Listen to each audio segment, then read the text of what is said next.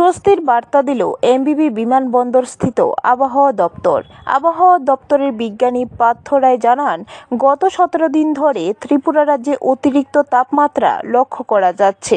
April মাসে সর্বাধিক তাপমাত্রা রেকর্ড করা হয়েছে 38.4 ডিগ্রি সেলসিয়াস, যা গত বছরের এপ্রিল মাসের তাপমাত্রার তুলনায় 0.9 ডিগ্রি সেলসিয়াস কম। মঙ্গল ও বুধবার তাপমাত্রা স্বাভাবিকের চাইতে 3 থেকে 4 ডিগ্রি বেশি থাকবে। তবে বৃহস্পতিবার থেকে তাপমাত্রা অনেকটা স্বাভাবিকের কাছাকাছি চলে আসবে। বুধবার থেকে সমগ্র রাজ্যের বিভিন্ন স্থানে বজ্রপাত সহ ঝোড়ো হাওয়া বইতে পারে।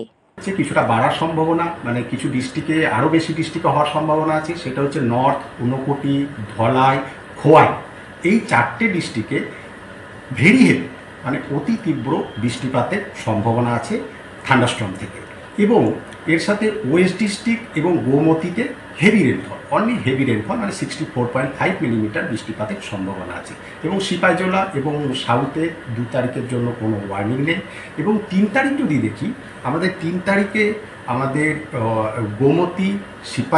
গোমতী, সাউথ এবং ধলাই, এই 3টে ডিস্ট্রিক্টে হেভি রেনফলের। ব্যুরো রিপোর্ট, খবর ত্রিপুরা।